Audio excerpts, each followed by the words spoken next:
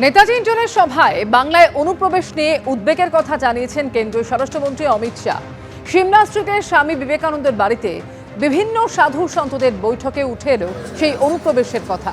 নেতাজি ইন্টারের বিজেপির দলীয় কর্মসূচির পর সিমলা স্ট্রিটে স্বামী বিবেকানন্দের বাড়িতে যান কেন্দ্রীয় স্বরাষ্ট্রমন্ত্রী।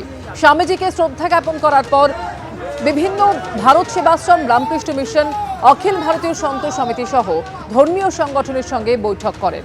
বৈঠক সেরে বাংলা সন্ত সমাজকে একজোট হওয়ার বার্তাও দেন কেন্দ্রীয় স্বরাষ্ট্রমন্ত্রী।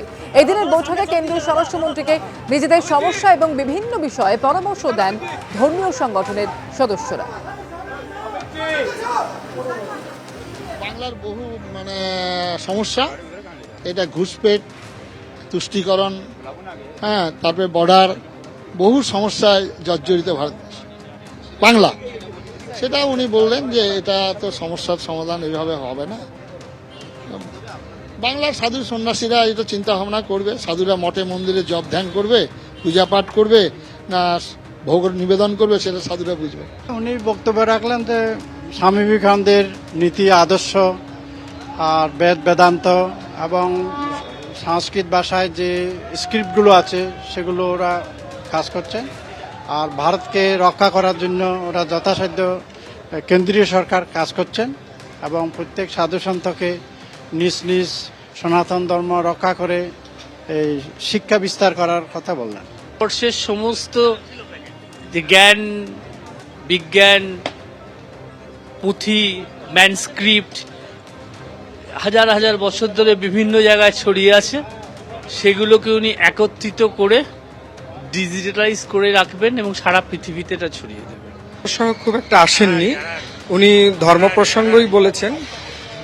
তবে সাধু সন্তদের মধ্যে একটা যে বাংলায় আজ ধর্মের যে একটা প্লাবন দরকার সেটা নিয়ে আলোচনা হচ্ছে।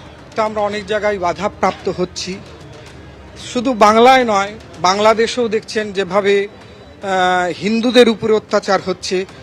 তারপরে আমরা কাশ্মীরে দেখছি বা বিভিন্ন জায়গায় হিন্দু দেখে দেখে নিধন হচ্ছে।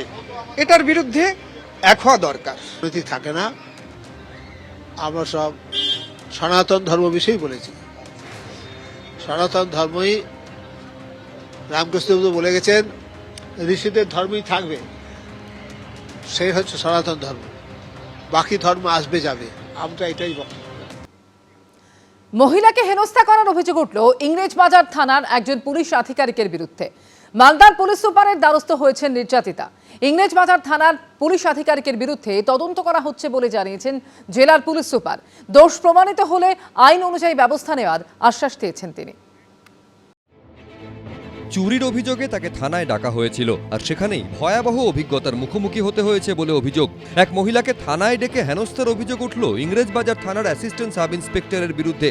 শুধু থানায় নয়, ওই পুলিশ অফিসার রাস্তাঘাটেও তাকে হেনস্থা করেছেন বলে অভিযোগ মহিলার। বাধ্য হয়ে জেলার পুলিশ সুপারের দ্বারস্থ হতে হয়েছে তাকে।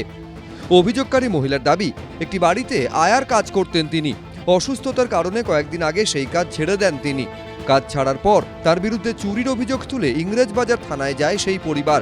এরপরই ভয়ঙ্কর অভিজ্ঞতার শিকার হতে হয় তাকে। কাজ ছেড়ে দেওয়ায় হঠাৎ করে আমার বাড়িতে পুলিশ নিয়ে আসে চুরির অপবাদ নিয়ে। পুলিশ এসে পুরো সার্চ করে ভিডিও করে, কিছু পায় না, তদন্ত করে দিয়ে পুলিশ আমাকে ডেকে পাঠায়। থানায় যাই আমি, তখন সেদিন কিছু বলে না পুলিশ অফিসার। তারপরে হঠাৎ করে 28 তারিখে আমাকে ডেকে পাঠিয়ে আমাকে নানা রকমভাবে মানসিক চাপ দেওয়া হয়।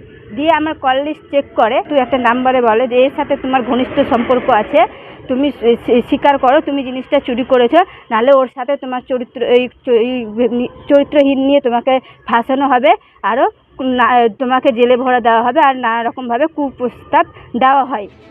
মহিলার আরও অভিযোগ, থানার ভেতরে মিথ্যে অভিযোগে ফাঁসানোর হুমকির পাশাপাশি তাকে ও তার পরিবারের সদস্যদের সাদা কাগজে সই করতেও বাধ্য করা হয়। তার দাবি, শুধু থানার ভেতরেই নয়, পথে ঘাটেও তাকে হেনস্থা করতে শুরু করেন অ্যাসিস্ট্যান্ট সাব ইন্সপেক্টর। আমি এখন বাজার টাজার বেরোতে দেওয়া হয় না। আমার নানাভাবে পুলিশ অফিসার ফলো করছেন এবং থ্রেট দিচ্ছেন যে তুমি স্বীকার করো, না হলে তোমাকে জেলে ভরে দেওয়া হয়ে কুপ্রস্তাব দিচ্ছে। একজন পুলিশ আধিকারিকের বিরুদ্ধে মহিলাকে হেনস্থার অভিযোগ সামনে আসতেই শুরু হয়েছে রাজনৈতিক তরজা। একজন জেলা সভাপতি যখন পুলিশকে একবারে কুকথা বলছেন তখন পুলিশ নিশ্চুপ, কিন্তু যারা প্রকৃত দোষী না তাদেরকে ধরে এনে থানাতে নানা রকম বাজে কথা বলা, কুপ্রস্তাব দেওয়ার জন্য আজকে যে ভদ্রমহিলা এসপি অবধি পৌঁছেছেন, সেই জন্য সেই মহিলাকে আমরা 19 জানাচ্ছি। আমরা সেই মহিলার পাশে আছি। মালদার পুলিশ অত্যন্ত সক্রিয়, পুলিশ সুপার অত্যন্ত সক্রিয় এবং পুলিশ মন্ত্রী মমতা ব্যানার্জি সর্বদাই নজরে রেখেছেন, নখদর্পণে রেখেছেন। যেখানে যা ঘটনা ঘটবে দ্রুতগতিতে তার ব্যবস্থা গ্রহণ করার জন্য বলে দেওয়া হয়েছে। এ ধরনের যদি কোনো ঘটনা ঘটে থাকে দোষীরা নিশ্চয়ই চূড়ান্ত শাস্তি পাবে। গোটা বিষয়টি নিয়ে মালদার পুলিশ সুপার জানিয়েছেন, একদিকে যেমন চুরির ঘটনার তদন্ত করছে পুলিশ, পাশাপাশি পুলিশ আধিকারিকের বিরুদ্ধে যে অভিযোগ হয়েছে সেই ঘটনারও তদন্ত করা হচ্ছে।